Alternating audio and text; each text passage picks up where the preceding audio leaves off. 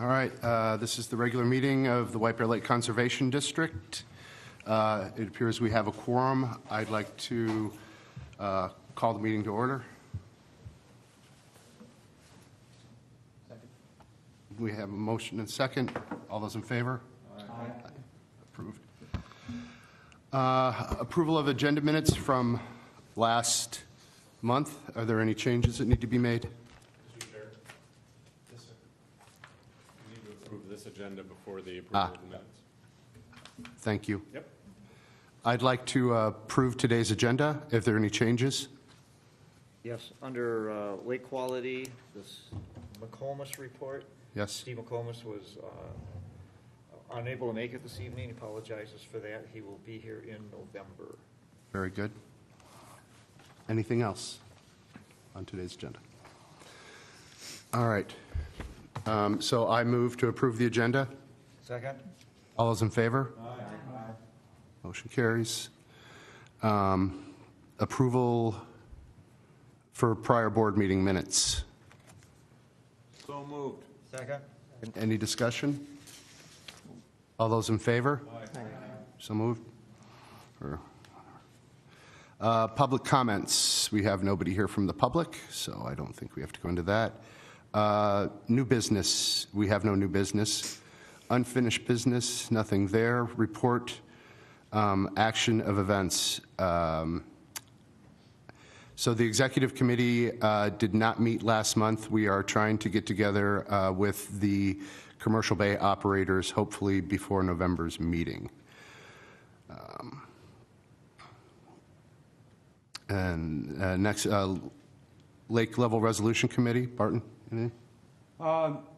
Yeah, as I said last time, we did attempt to meet, and we did meet. I met with Mike Downing, but basically it seems like consensus is that people are not very interested in meeting now since the lake level is not an issue.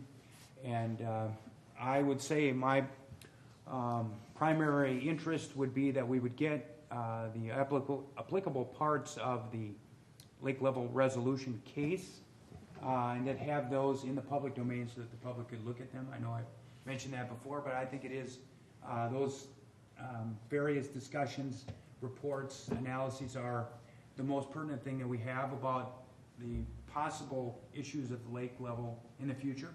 And so I would like to see those as part of maybe this website that we have, in some way available to the public. Otherwise, I think that the committee is pretty much on hold right now. I did try and contact Mike Downing, and he didn't respond to me, so I just feel like there isn't enough interest right now to really say it's legitimate, and so that's what I have to say. Barton, do you want to leave the committee standing, or do you want to put her to sleep for a while? Yeah, I think we need to put it in a standby state. Yeah, we can all watch the lake level on our wonderful website that Kim takes care of for us, and we can see it day to day, and it's in wonderful shape right now. And maybe we'll sound an alarm when we get down to 922 or whatever number we think we need to be watching it for. Right. And again, I personally would like to have all those documents so I could analyze, what's been said. We know it is a concern. It's an ongoing potential concern, and we have had above average rainfall, so it may be covering up a real problem. And but it's a very complex problem, and I see that, personally, I'm interested, but I don't have really the necessary expertise to take the next step. But it would be, anyway, as of right now, it doesn't seem like there's enough interest to meet. Okay. In terms of what's on the website, I think most of that is there in the archives. I don't have it in front of me to go and look for it, but I'll do that to see if we can organize it so that People can see. Yeah. I mean, since it's old archive stuff, it's not like front and center, but we did archive stuff so that theoretically you should be able to get all that. So I'll take a look at where it is. Barton, just a comment. I sell real estate in the community, and I've had 3 or 4 clients this year that have made comments about what will the resolution, they're a little worried about making a significant investment on this lake without having a real clear idea of moving forward, what the plan is for the lake.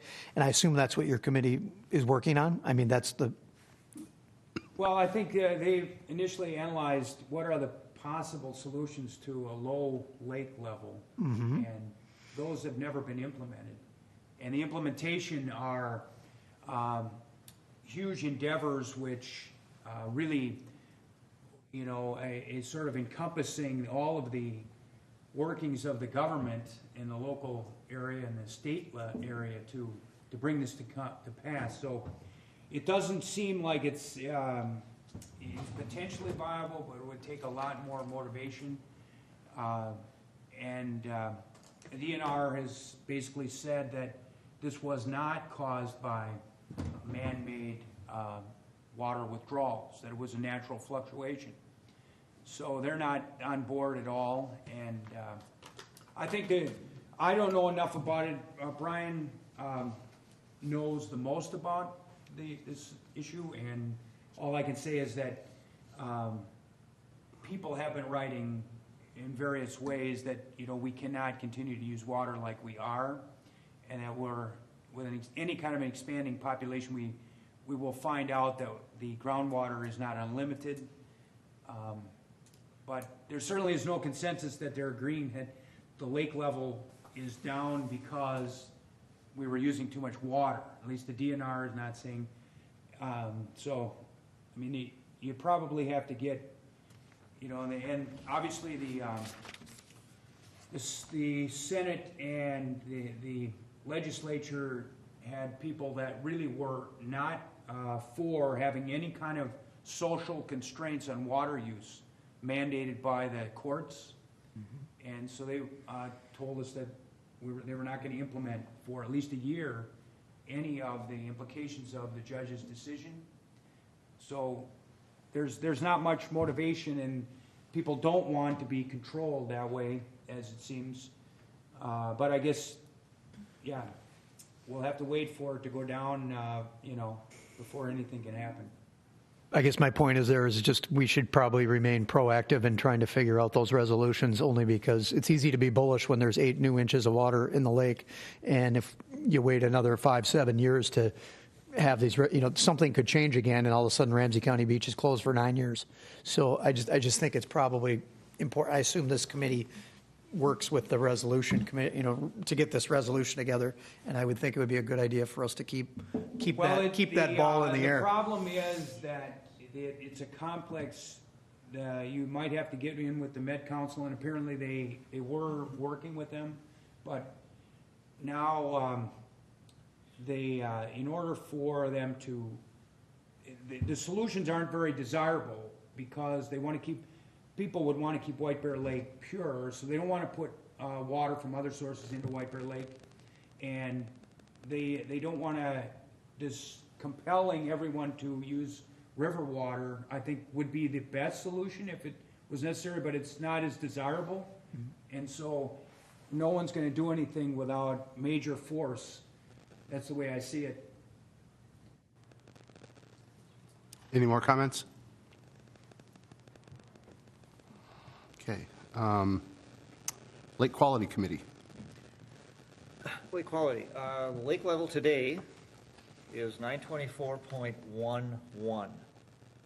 It was actually higher a few days back, but it's gone down. It was 924.14, so 3/100ths of a foot higher. 924.11, that's a foot higher than last year at this time. But, so this is the highest it's been since 2003. Well, since 2003, it's been less than that. It stayed in the 924, 925 range going back to 1993. It dipped down in 92, 91, 90, 90, 89. 87, it started to dip a little bit. We had a little bit of, but then it came back really fast in 92, 93, back up to the 924, 925 range. It bumped along in there up until 2003. Then it started to drop slowly, and then 2008 it went way down. And then you guys all know the history there. But if you want the history if you want to go back to 1943, it is, with all the lake levels. It's, you go to the DNR website and you go to Lake Finder, and you put in White Bear Lake and you put in Washington County, not Ramsey, Washington County. And it will come up and you will have a daily elevation going back to sometime in 1943. And you can see the fluctuations, and you can see, if you really looked at that and really studied it, you'd say, okay, it comes back. It does this and it comes back. And the range is over 7 feet that the lake fluctuates. It's like 7¼ feet. So the average of all that is 923.42. And so, we're above average. Ordinary high water mark is 924.89. So that's, people wanting 926, or maybe that's a little too much. But that's just an opinion. It has been up there. The highest it's been was 926.7, and that was in 1943 when they started keeping records. So there's a lot of stories I've heard over the years about what was done with these when it was too high, and the weir where the water runs out, and how they tried to adjust that and that type of thing. Right now, the water starts running out at 924.3. So we're actually getting close to that. But since that outlet is only 4 feet wide, not much goes out very fast. So don't worry about things dropping. If we should happen to get a bunch of rain and it goes up above that, it doesn't drop down that fast. It takes a long time to drain that much water out of the lake. So anyhow, today we're 924.11, good shape. Water temperature is 54 degrees. Last year at this time it was 54 degrees, so it's the same. It sure feels cold when you're in it.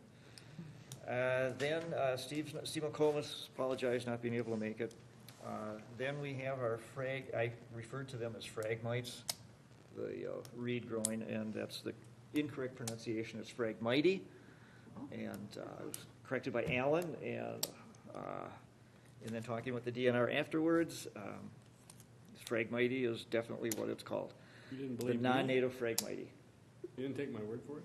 I believed you, absolutely. I didn't question you a bit. But when they started talking about phragmite, I knew I better not correct them, because I was wrong. Anyhow, I want to thank the board for acting quickly at the last meeting and setting aside some money for a treatment.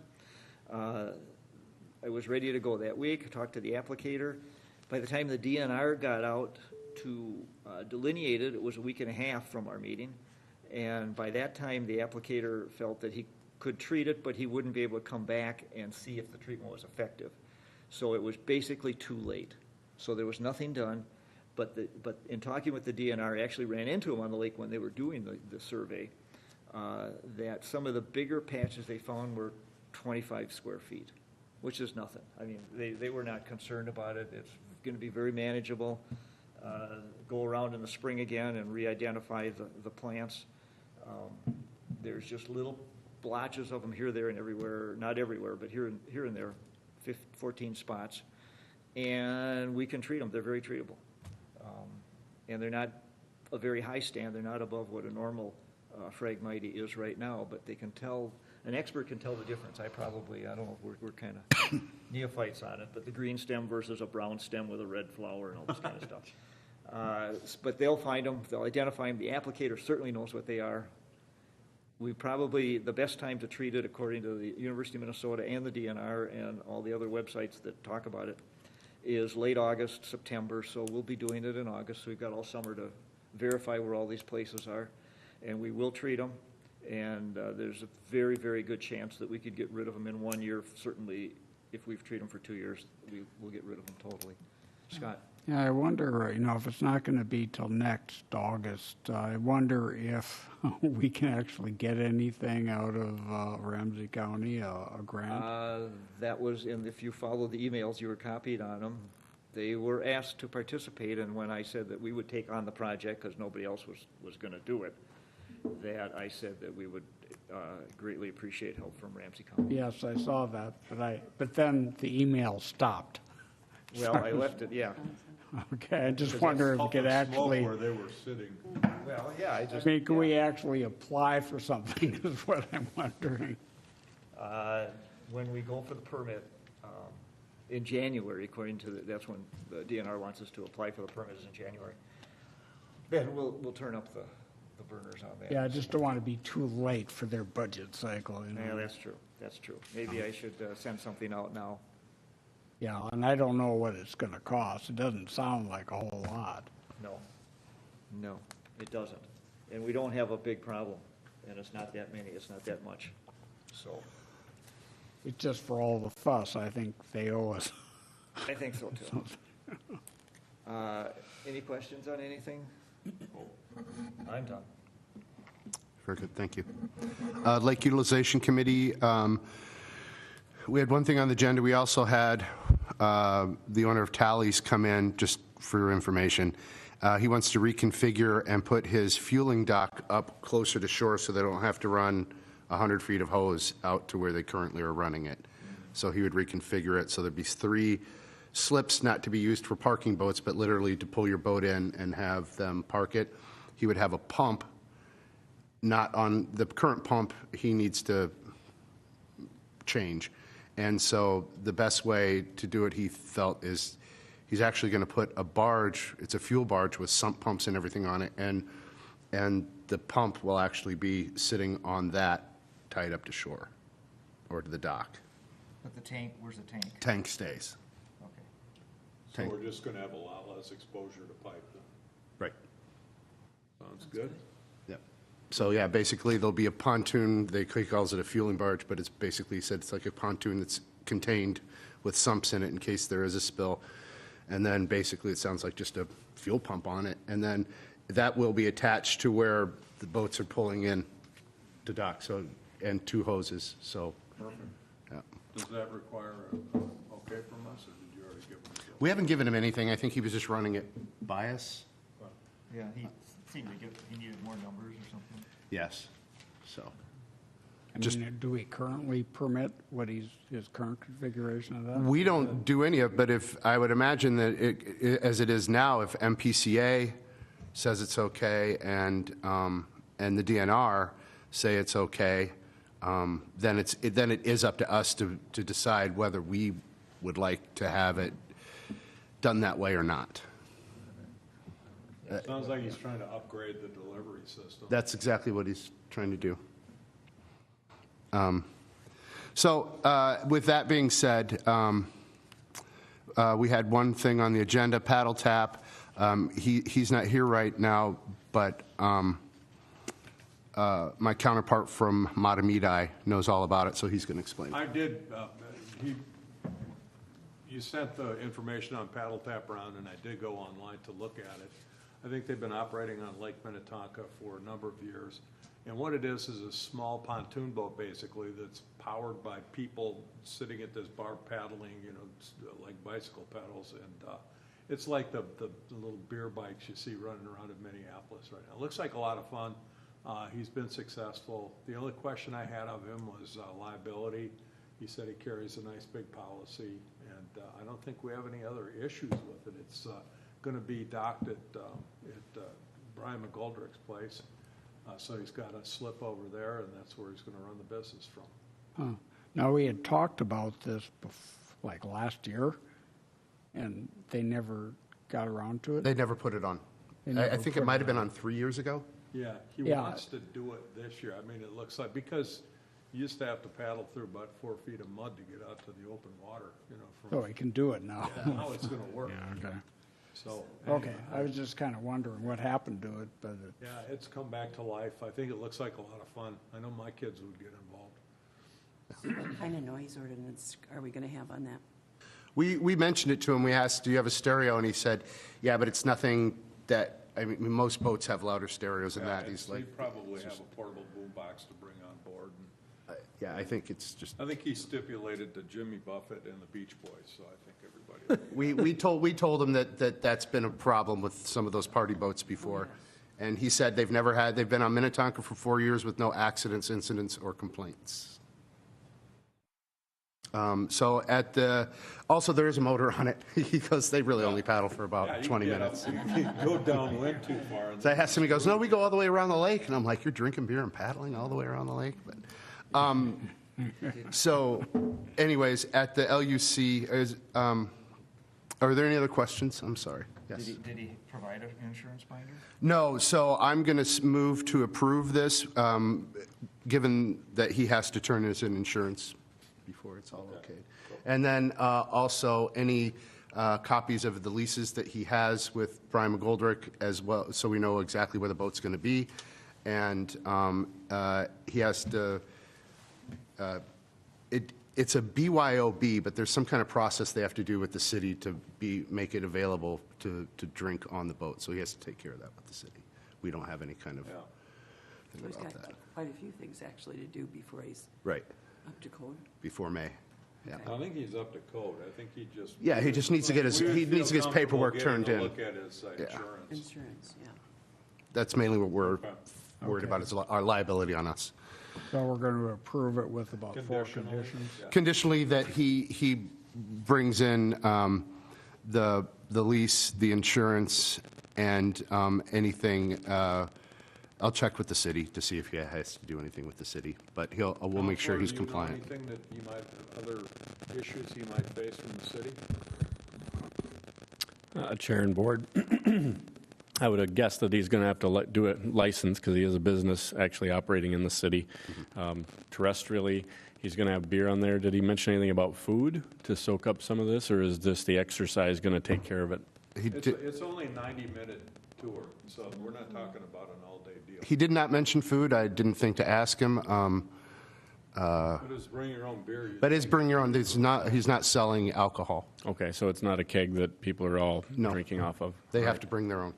Yeah, so it sounds like aside from, I'm not even sure how much permitting is required with you guys, really. Yeah. So as long as they're insured and they're operating safely and everything's cool with Docks of White Bear Lake, I think we're all good. You want So- me to move it pending Pending. those three conditions? Insurance? I think then we only need to have insurance and lease. Okay, I move to approve pending insurance and lease. Second.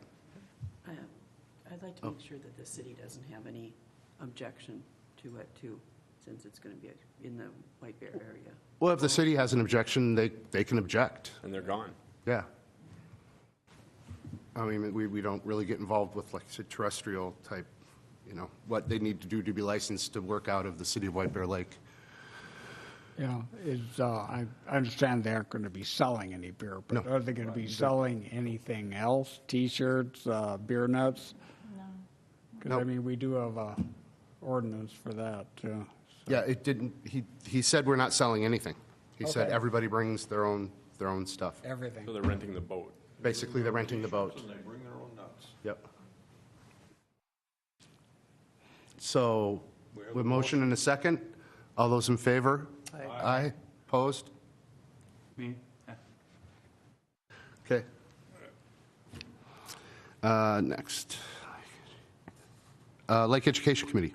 Yeah, we've been continuing to work on the website. We now have some fresh photos on there. That is, I talked with Irina about it, and we have like 8 photos on there, which are sort of full. We don't have that many perfect fall pictures, but it does have a fall feel to it. We got permission from a couple photographers off the internet. So we got some nice pictures up there. And then sometime in December or so, we'll put up a winter collection. We could use more winter pictures. I think we want to get pictures of all the events that we permit. If we can get some sort of artsy pictures, high resolution, that would be great.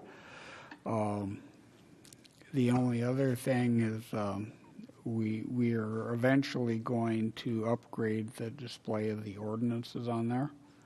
I finally got around to looking at them this morning because Alan had so nicely updated stuff, and we'll have a PDF.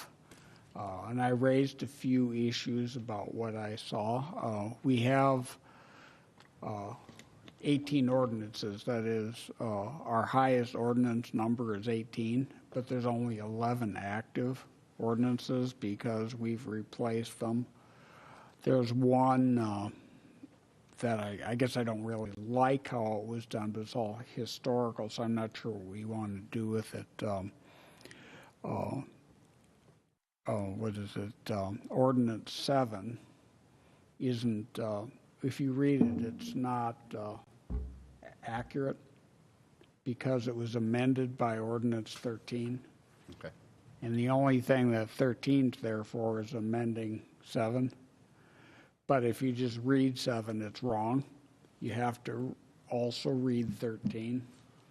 You know, it just seems like it's a confusing way of organizing it. And I think Alan suggested in an email that we can give that to the executive committee and figure out, do we want to recodify everything? Do we want to just create an ordinance 19 and actually do what we've done with all these other ordinances, you know, delete 7 and 13 and have it all current text? Okay. Or whatever you want to do. But I'd like to suggest that for the executive committee. Very good. And when at any point, once we have something that's better than what's there, you know, we could put it up. Right. Maybe what Alan did is better if we get it cleaned up. Looks better. Yeah. I mean, it's more digestible now. If people just went there off of what I sent to Scott or what he has, it's really downloadable as a simple PDF. So they would get it all in one shot, if you will. Gotcha. But I think it's probably better policy to have the rules segmented by sort of subject area instead of just a series of non-sequential numbered ordinances. Right. Because it's just the human mind, at least this human mind, wouldn't work that way. When I went to look for the rules, I'd want to know what can I do in the lake that requires a permit. I'd want to know what the speed limit is. I'd want to know things like that, sort of nuts and bolts, you know, lay people term questions that I would want answered. And I think it'd be a worthwhile exercise for the executive committee to look at that. Okay. You know, ordinances and resolutions are nice to make the law and to change what they are currently, but because of the way it's been done historically, it leaves you with these awkward, you know, 1 to 3 to 5 to 13, and you have to dovetail back and look at one versus the other, and on top of that, it really doesn't give you a sense of what the ordinance actually does. So you have to get into the meat of it to actually see what it is that you can or can't do, so. Right. I know you gave me a printed copy. I don't have the PDF. I'll send it to you. Yeah, you can send it. Actually, I'd like a few, like, changes to how it looks in terms of how it's paginated and that kind Yeah, of and some thing. of that If you know doesn't how to translate. use Word. Otherwise, you can send me the Word file and I can fix it up with the table of contents and stuff. Yeah, and I did it just, I saved the Word document so that it became more portable to be sort Right. of delivered to you guys, but I can send you both, so. Yeah. Yeah, because without changing a word of it, I can format it a little Yeah, better. and I'd already formatted, so it wasn't quite done. I think that's what I'd mentioned last time, was that there were still a few Yeah. gaps and a few, Yeah, what I'd It's kinda like bodgy in some is spots. have each ordinance start on a new page. little and- things like that, for Yeah, sure. and have a footer that has the ordinance number. Because I had a hard time paging through it, finding out where it switched from 12 to 4. Start, stop, Yeah, yeah. so, just nits. I will send that to you. Okay. And we'll get it up there. Do you have a question? When, the reason, you want to know why they got the odd numbers? What do you mean? It was advice of counsel at the time, and it was in reference to, let's say, ordinance 1, and we had an issue, and it was solved by the use of ordinance 1, whatever ordinance 1 was. And then historically, that goes into the record that this person was allowed to do that based on ordinance 1. Then we come along and we change ordinance 1, so we couldn't keep it as ordinance 1. Advice of counsel says, historically, you go back and try to interpret something, and it says ordinance 1, and you're reading ordinance 1, and it's not the right ordinance. It doesn't make sense. So that's why they historically kept ordinance 1, even though it was replaced by ordinance 3, and maybe later by ordinance 5. Yeah, and I mean, That's- one's not on the website right now. Well, I don't know what the because numbers it's are, I irrelevant. don't read up the numbers, but that's why you have non-sequential, you just have these numbers. Yeah, I get how it's sort of leapfrogs forward, but most of the time, most cities would have a code, and then as you amend it, you make the notation at the bottom saying that it was amended. And so if something was grandfathered in or whatever because it was passed under a different law, you always use what's current, and you would note, hey, this was passed when this other version was active, but you don't throw out the law, change it, and then call it a new law. Well, But that's what you're doing. But you could go back and footnote the original, say, C, And that's what most cities would do. So a lot of cities will see a series of amendments, and even if you go into the reviser's statute under state law, you'll see the series of bills that have been passed, even the law that organized this very body, has been amended, to add things and do whatnot. So that's just the way it's normally done. You don't, the baby in Yeah. bathwater, I think there's an old saying. So- Well, we do it two different ways in what we've got, so it's kind of a jumble. But Okay. it would be nice if it were We'll cleaner. we'll It'd definitely. be nice to have it really codified as more of a code instead of just a series of ordinances. So that's a big lift for sure, because it means having to set it up, as more of a code book. But at least that way you have, here's the law, and as you change it, you don't say we have a new law, we just amend what already is the regulation on the books, so. Okay. Well, I just, first of all, want to thank both of you for all the work you've been doing with this. It's very helpful. And we will bring it up, and I'll talk to Diane and Brian, and we'll bring it up in the next executive committee meeting. Thank you. I have nothing else to add for education report. Okay, thank you. Treasurer's report, Diane's not here, so I can't answer any of your questions if you have them, but approval of the treasurer's report as of 10/16/28. so moved. covering check numbers. Oh, and isn't that down here? Never mind. Okay, I'd like to move to approve check numbers 4525 to check number 4531. Second. We have a motion and a second. Any discussion? All those in favor? Aye. Opposed? Okay, that goes. And then board council report. Acting chair and board, I guess I was going to highlight a little bit of what Scott did, so since we already had that discussion, I would stand for any questions otherwise. Very good. There you go. Thank you, Alan. Consent agenda, approval to transfer funds from savings account to checking account to cover checks being processed. I so move. Second? Any discussion? All those in favor? Aye. Opposed?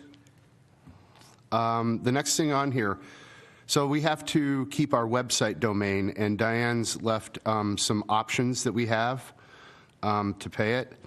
And so you can see there that's for 3 years, 113, 5 years, 184, 9 years, 314, 20 years, 659. Cost per year at 20 is $32.99 per year. So you get a significant savings by going to the laundry. Yeah, it would be my opinion that the lake's going to be here in 20 years, and hopefully so is this board. So I would also say just to pay it now and have it over with. Any thoughts on that? It's the cheapest long run. If we've got the money, let's do it. Okay, I move to pay for renewal of the website domain for 20 years at $659.80. Second. Any discussion? I will add that I did discuss this with Wirebuilt, and they shared my annoyance with the fact that the people that, see, basically you buy the domain and then re-register it every so many years from an authorized registrar. And there's more than one, and you could find a cheaper alternative, but it's such a mess to try to move your domain to another registrar. I mean, all of these registrars advertise that it's only $1 a year. This is not $1 a year, so it's, that's just for new domains, I guess. So he did recommend that we just pay it and move on. We have, I believe we have a motion in a second, right? Yeah. All those in favor? Aye. Opposed? Passes. Announcements. Kim? had an audit from unemployment, and they came out and went through our stuff, and we passed with flying colors, so everything is fine. But that's all I have that was new that we had to take care of. So. Thank you, Kim. That should conclude it. I move to adjourn. Second? All those, discussion? All those in favor? Aye. Thank you, gentlemen, ladies.